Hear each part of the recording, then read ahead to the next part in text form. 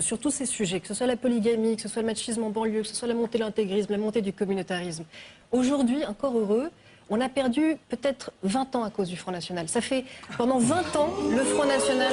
Vous voyez ça, attendez, juste un truc, Marine Le Pen. Vous savez, vous avez fait beaucoup d'efforts pour apparaître comme démocrate, mais venir avec votre claque, c'est pas terrible, parce que c'est justement le signe des totalitaires. Mais je termine quand même ce que je vais dire. Sur ces sujets-là, oui, c'est votre faute, et je vais vous dire pourquoi je suis très inquiète aujourd'hui de voir que vous continuez à faire une OPA sur ces thèmes-là en ne proposant en réalité aucune solution. Parce que ça fait, encore une fois, 20 ans que comme vous abordez ces sujets toujours avec des fausses solutions, toujours avec des raccourcis, c'est des sujets ultra compliqués qui méritent réellement qu'on s'y attaque, qui méritent qu'on soit efficace.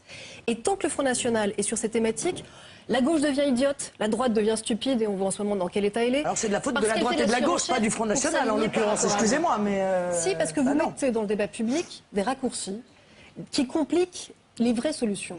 Par rapport à un idéal républicain, par rapport à un modèle français qui est magnifique et qui marche beaucoup mieux que dans la plupart des pays. Gênée, Madame Fourès. Non, je ne suis pas gênée. Mais si vous êtes gênée, je vous donne juste un dernier exemple. Parce que vous êtes gênée parce qu'en réalité vous vous retrouvez d'accord avec le Front National et ça vous ennuie parce que toute votre vie vous avez œuvré et gagné votre vie en luttant contre le Front National et fait des livres contre le Front National, etc. Aujourd'hui, le seul parti qui lutte contre le communautarisme, c'est le Front National. Vous n'avez pas de solution.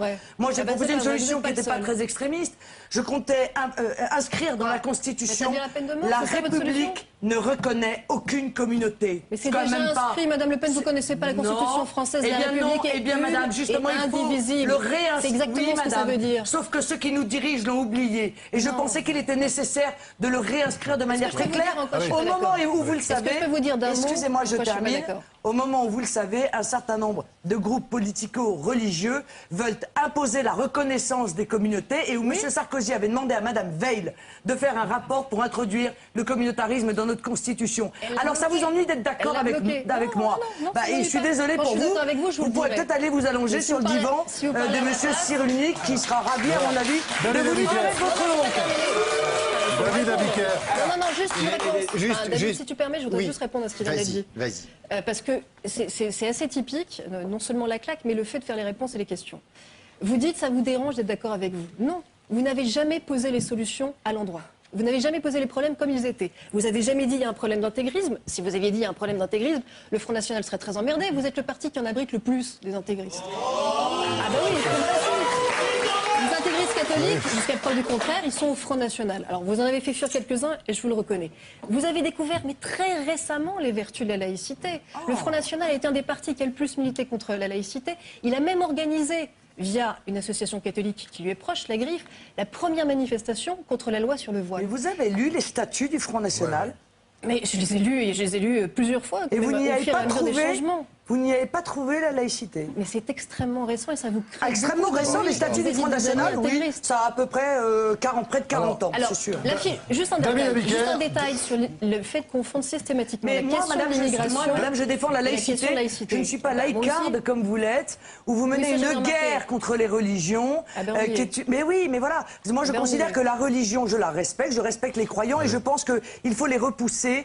Il faut repousser la religion dans la sphère privée, voilà. Mais je ne mène pas de guerre comme vous le faites contre tout le monde, sur tous les plateaux de télévision.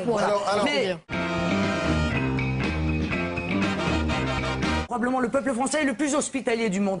Mais qu'à partir du moment où cette hospitalité a pour conséquence la maltraitance du peuple français, eh bien, il faut savoir protéger les intérêts du peuple français et de la nation. Vous avez encore un gros effort à faire avant de vous assimiler à la France et à son modèle français. Vous avez fait un amalgame entre le respect des lois et le respect des traditions. Vous ne comprenez toujours pas que l'idéal républicain français, c'est respecter la loi commune et non pas les traditions du Front National. C'est une immense différence. Du Front National, madame. Mais pourquoi les traditions du Front National? Celles que vous plaquez sur la France et que vous pensez être madame, les traditions non. de la France. Je sais que vous contestez le fait que la France a notamment des racines chrétiennes, ça vous énerve. C'est épidermique chez vous. Mais je suis désolée, mais on est en 2010, après Jésus-Christ. C'est même si ça vous déplaît, Noël, la Toussaint, Pâques, ce sont des congés. Parce que nous sommes, mais non, parce que nous sommes un pays laïque. Mais nous sommes un pays laïque.